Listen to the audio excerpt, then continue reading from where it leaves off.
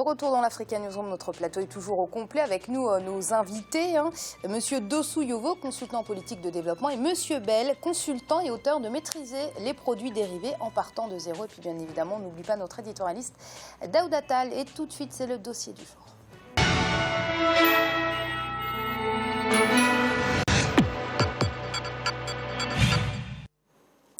Selon une étude du spécialiste de la distribution CFAO, les classes moyennes sur le continent consacreraient 25% de leur budget à la consommation alimentaire contre 50% pour les populations défavorisées. Quelles sont réellement les habitudes de consommation de ces Africains que l'on perçoit comme appartenant à la classe moyenne? Cette classe est-elle vraiment à l'aise? A-t-elle les moyens d'acheter un véhicule, un ordinateur, de se bancariser? Possède-t-elle une carte bancaire? Autant de questions sur les habitudes de consommation de cette classe moyenne sur le continent africain, auxquelles ont tenté de répondre nos correspondants Douglas Toutoum, Deva Panzou et Deo Gracias Podo. Voyez donc le reportage. De l'avis de la Banque mondiale ou encore de la Banque africaine de développement, une révolution socio-économique serait en cours sur le continent sous l'effet de l'émergence de la classe moyenne. Les projections de la BAD révèlent que cette catégorie sociale représente un peu plus du tiers de la population africaine. Selon une étude du spécialiste de la distribution CFAO, la classe moyenne africaine consacrerait 25% de son budget à la consommation alimentaire contre 50% pour les populations défavorisées. Au-delà, il faudra noter les dépenses liées au logement, au transfert d'argent ou encore aux nouvelles technologies de l'information et de la communication. Quelles sont les habitudes de consommation de la classe moyenne africaine? Arrive-t-elle à épargner? Selon la Banque mondiale, la classe moyenne joue un rôle important dans les économies africaines. Elle est censée formuler une demande solvable de biens de consommation et de services publics de bonne qualité. Mais sur le terrain, la réalité est tout autre pour les principaux concernés. Pour conserver sa place, elle est obligée de travailler dur et comme vous le constatez aussi en Afrique, que la classe moyenne a émergé dans un contexte où il y a des tensions politiques.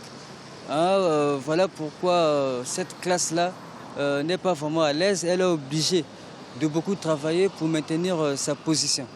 Bon, aujourd'hui, pour que la classe moyenne puisse vivre à l'aise, il faudrait qu'il y ait une stabilité économique. Parmi si on peut prendre l'exemple de l'île Maurice et l'exemple de l'Égypte, ce sont là les deux pays africains où nous avons remarqué un basculement de la classe moyenne vers la classe des riches. Nous sommes ici à Accra, la capitale ghanéenne, une mégalopole dont l'architecture a rapidement évolué au cours des 10 dernières années. L'un des plus grands supermarchés de la ville est déjà pris d'assaut tôt ce samedi matin. Comme à l'accoutumée tous les week-ends, c'est le moment pour les Ghanéens, toutes catégories sociales confondues, de faire les emplettes pour la semaine. Au cours des 5 ou 6 dernières années, nous avons ouvert de nouvelles succursales dans plusieurs villes du Ghana. Notre développement est directement lié à la demande de nos clients. Plus nous avons de clients dans une ville, plus nous ouvrons de branches. Nos clients veulent les meilleurs produits à un prix concurrentiel dans leur environnement immédiat. Si nous sommes en mesure de satisfaire pleinement nos clients, nous nous développons encore plus vite. La classe moyenne est considérée comme un moteur de développement car elle permet la formation d'un marché intérieur qui deviendra le socle de la croissance. Des signes de la croissance de la demande intérieure en lien avec l'émergence de cette catégorie sociale sur le continent sont déjà perceptibles, notamment dans le secteur des télécommunications, mais surtout de l'automobile. Georges dirige une société de vente de véhicules d'occasion de la capitale ghanéenne, Accra, et par les temps qui courent, il fait de bonnes affaires.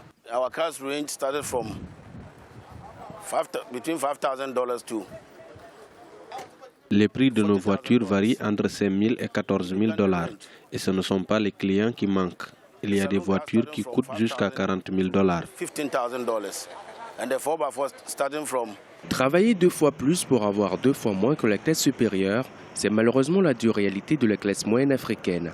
Malgré ce constat, de gros espoirs sont fondés sur cette catégorie sociale. Cette classe moyenne, pour se débarquer de là, il faut que l'État apporte une énorme contribution, n'est-ce pas? En améliorant le niveau de vie de la population, n'est-ce pas? En faisant de telle sorte qu'il y ait production et surproduction. Donc, il faut qu'il y ait une production du secteur primaire en abondance.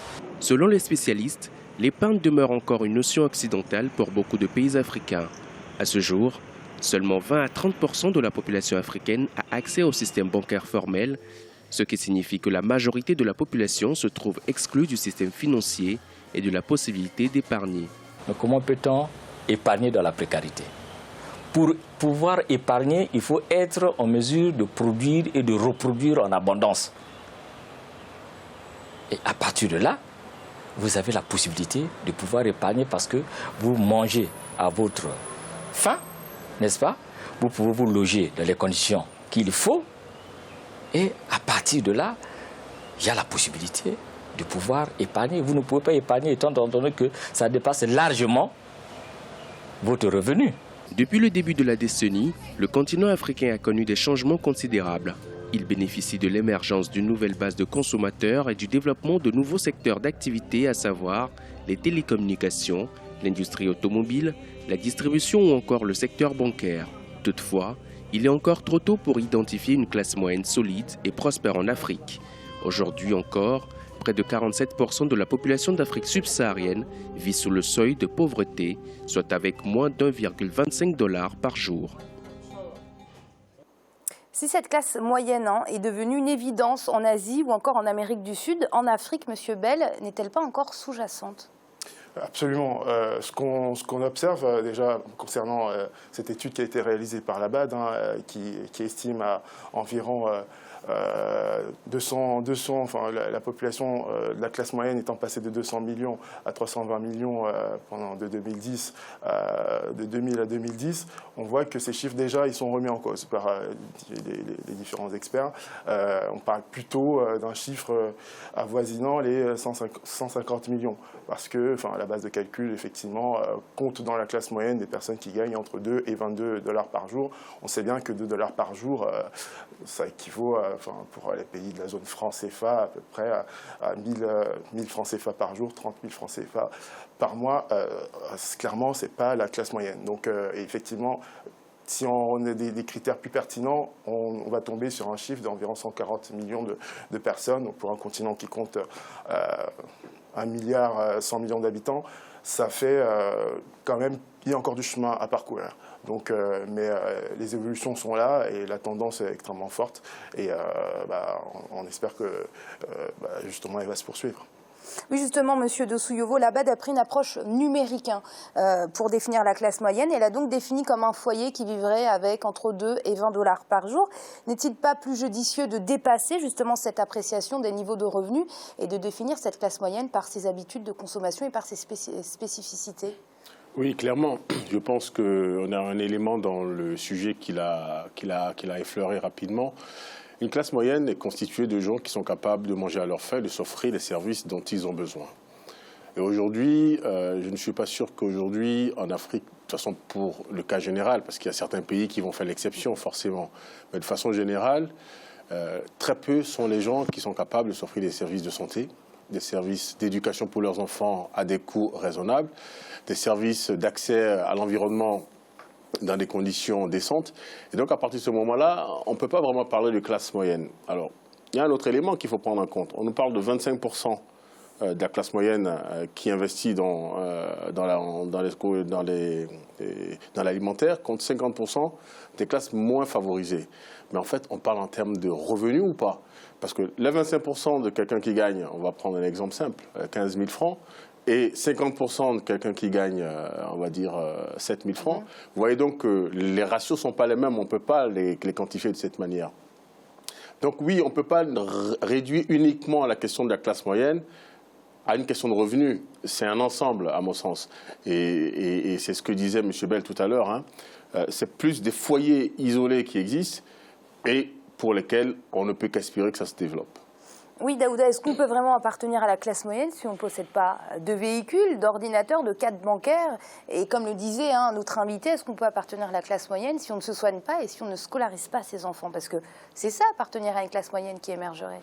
Bon, je pense que, Amira, je vais couper votre question en deux, parce qu'on peut tout à fait appartenir à la classe moyenne si on n'a pas de véhicule, de voiture, carte bancaire, etc. Je pense que la réponse est oui.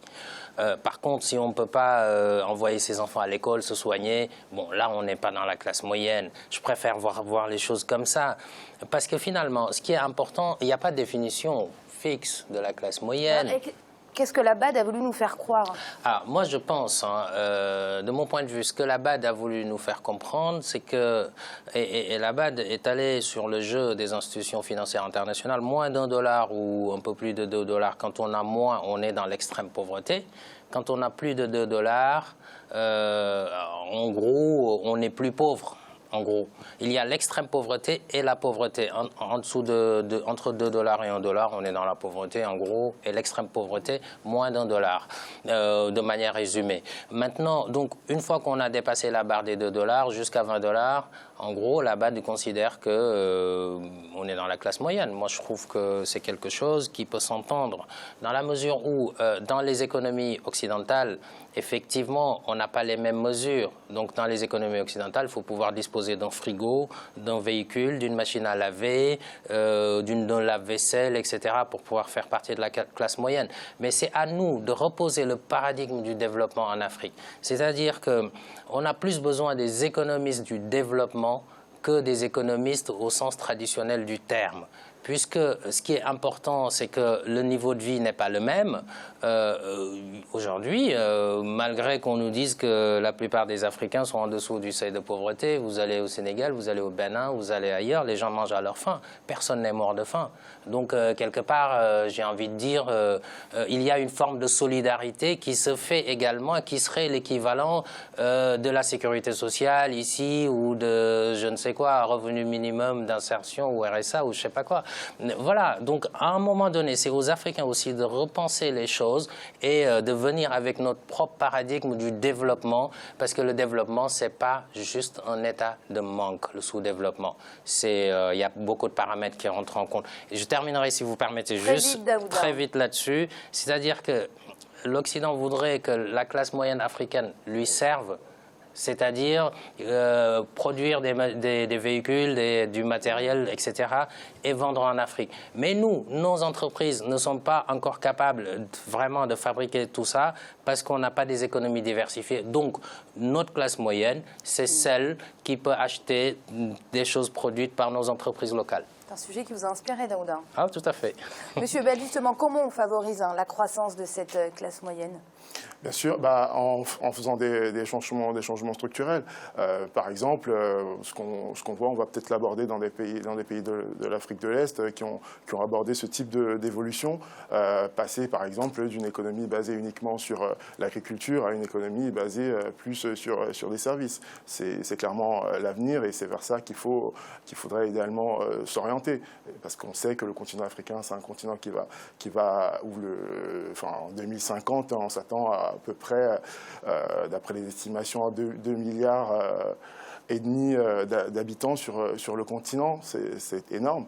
Donc il faudrait pouvoir s'adapter. Si je prends un exemple, par exemple, dans l'étude de la BAD, pour tout ce qui est santé, on sait très bien que le taux de mortalité devrait chuter, devrait baisser considérablement. L'espérance de vie devrait augmenter considérablement. Aujourd'hui, il est estimé en Afrique à peu près, disons, 47 ans. On s'attend à 2060 à un chiffre d'à peu près 70 ans. Donc, évidemment, tout ce qui est soins de santé, l'industrie pharmaceutique devra s'adapter. Les maladies, en 2050, il est clair que le sida, le VIH ne seront plus les causes principales de mortalité en Afrique. Le problème aura très certainement été jugulé, mais il faudra s'attendre à l'émergence d'autres types de maladies, comme par exemple les maladies qu'on observe dans les pays en développement. Je pense par exemple aux maladies cardiovasculaires, au diabète et au cancer, bien sûr. Donc il faudra que les gouvernements s'adaptent pour anticiper ce type d'évolution. Monsieur Dessouilleau, rapidement, je vous laisse clôturer le débat. Oui, alors je voulais juste apporter un complément, dire qu'effectivement, il faut faire des changements structurels, créer des cadres juridiques, économiques, pour que justement le tissu économique industriel se développe et que l'Afrique soit capable de produire pour elle-même. Ceci va permettre de donner du travail à long terme aux Africains, et c'est là seulement que les revenus vont pouvoir se cristalliser. Parce qu'aujourd'hui, qui on appelle classe moyenne ? Déjà, il faut savoir, ça se limite dans les grandes métropoles, parce que quand vous allez dans les villages, qui sont malheureusement ou heureusement encore plus nombreux que les villes. La notion de classe moyenne n'existe même pas. Et que dans ces villes ne sont concernés que deux types de populations. Vous avez tous ceux qui ont fait leurs études dans les pays développés qui rentrent et qui veulent retrouver un niveau presque équivalent à ce qu'ils avaient quand ils étaient à l'étranger. Donc, ils se basent encore sur les services fournis, encore une fois, par ces pays dans lesquels ils ont vécu. Et vous avez une petite partie de ceux qui sont restés, mais qui aspirent à faire comme les autres, et donc qui ne sont pas encore sur des créneaux de développement précis. Donc, ils ont affaire à des coûts. Donc, créer des gros revenus sur un ou deux coups et essayer d'en vivre pendant quelques années sans savoir si ça va pouvoir se reproduire. Donc la question de la pérennité également est à poser et à résoudre. Et c'est l'heure de marquer une courte pause. On se retrouve dans un instant pour la suite de l'Africaine Maison. À tout de suite.